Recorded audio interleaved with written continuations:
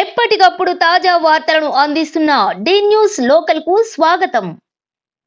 గాంధీ బొమ్మ సెంటర్లో బ్లేడ్తో బస్సు ఆపలేదని లేదా బస్సుకు అడ్డంగా బండ్లు పెట్టి అవి తీయమన్నందుకు వాళ్ళ గొంతులు కోసినటువంటి పరిస్థితి చూస్తూ ఉన్నాం.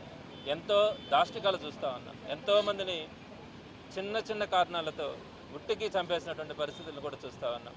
మరి వీటన్నిటి మీద నెల్లూరులో ఒక శాంతియుతంగా ఉండాలని అని, అలానే నెల్లూరులో రౌడీయిజం ఉండకూడదని, రౌడీలను అరికట్టాలని వైఎస్ఆర్సీపీ మొట్టమొదటి నుంచి కూడా పోరాడుతూ ఉంది.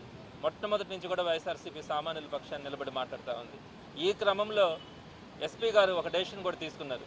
ఎవరి మీదనైనా కూడా 307 కేసు ఉండి అది కూడా ఒక్క కేసు అయి ఉండి దాంట్లో కనుక A1, A2, A3లో ఏ ఒక్కరైనా అయి ఉంటుంటే వాళ్ళ మీద రౌడీ షీట్ ఓపెన్ చేయాలని చెప్పి ఎస్పీ గారు ఒక డెసిషన్ తీసుకోవడం, దీనికి పైనుంచి కూడా ఆర్డర్స్ వచ్చాయని కూడా చెప్తా ఉన్నారు. ఆ క్రమంలో చాలామంది మీద కూడా రౌడీ షీట్స్ ఓపెన్ చేస్తున్నారు. మేము తప్పకుండా కూడా సమర్థిస్తూ ఉన్నాం. ఎక్కడా కూడా రౌడీయిజం ఉండకూడదు. నెల్లూరు ఒక ప్రశాంతమైన నగరంగా ఏదైతే గత కొన్ని సంవత్సరాల నుంచి మనకు ఒక మంచి పేరుందో దాన్ని కొనసాగించుకోవాలన్న ఆలోచనతో వైఎస్ఆర్సీపీ ఇప్పుడు కూడా ఉంటుంది. అయితే ఎక్కడైతే పొలిటికల్ మోటోతో కేసెస్ పెడతా ఉండారో ఆ కేసెస్ కనుక అనవసరంగా 307లు పెట్టి ఒక్క కేసును పెట్టుకుని వాళ్ళ మీద రౌడీ షీట్లు ఓపెన్ చేసే పరిస్థితి కనుక వస్తే పొలిటికల్లో ఏ లీడర్ కూడా ముందుకు వచ్చే పరిస్థితి కూడా ఉండదు. ఈరోజు బొబ్బల శ్రీనివాస్ని మీకు అందరికీ కూడా తెలుసు. గత 10 సంవత్సరాల నుంచి కూడా అతను కార్పొరేటర్గా ఉన్నాడు. వైఎస్ఆర్సీపీలో ఒక చురుకైన లీడర్గా కూడా ఉన్నారు. అన్ని సందర్భాల్లో కూడా వైఎస్ఆర్సీపీ తరఫున ఎవరు కంటెస్ట్ చేసినా కూడా గట్టిగా పనిచేసినటువంటి వ్యక్తి. ఆ క్రమంలో వైఎస్ జగన్మోహన్ రెడ్డి గారు నెల్లూరుకు వచ్చినప్పుడు అక్కడ జగన్మోహన్ రెడ్డి గారిని చూడాలా అని చెప్పి ముందుకెళ్లే క్రమంలో ఆయన మీద ఒక 307 కేసు కూడా పెట్టడం జరిగింది. కేవలం ఆ 307 కేసుని బేస్ చేసుకొని తన మీద రౌడీ షీట్ కూడా ఓపెన్ చేయడం జరిగింది. దీని మీద ఎస్పీ గారిని కూడా కలవడం జరిగింది.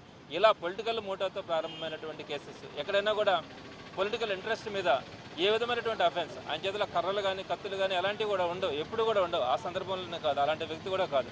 మరి అలాంటి సందర్భాల్లో పెట్టినటువంటి కేసుల మీద రౌడీ షీట్లు ఓపెన్ చేస్తే వాళ్ళకు కూడా కుటుంబాలు ఉంటాయి, వాళ్ళకి భార్య బిడ్డలు ఉంటారు, పెళ్లి కావాల్సిన పిల్లలు ఉంటారు. మరి ఇలాంటి పరిస్థితుల్లో రౌడీ షీట్లు ఓపెన్ చేస్తే ఏదైనా కూడా బాధాకరం.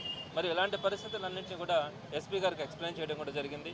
ఆమె తప్పకుండా నేను దీన్నంతా కూడా కన్సిడర్ చేసి దీని లోతుపాతులన్నింటినీ కూడా చూసి సరైనటువంటి న్యాయం చేస్తానని కూడా చెప్పడం జరిగింది. మేము మరలా కూడా చెప్తా ఉన్నాం, ఎక్కడా కూడా వైఎస్ఆర్సీపీ ఎటువంటి పరిస్థితుల్లో కూడా ఈ అరాచకాలను కానీ వాటన్నిటిని కూడా ప్రోత్సహించే పరిస్థితి లేదు. వాటన్నిటిని కూడా ఖండిస్తూనే వస్తూ ఉంటాం. కానీ పొలిటికల్ మోటోతో పెట్టినటువంటి కేసెస్ గురించి మాత్రం జాగ్రత్తగా ఆలోచించి రౌడీ షీట్స్ ఓపెన్ చేయాలని మాత్రం వైఎస్ఆర్సీపీ నుంచి చేస్తున్నటువంటి డిమాండ్.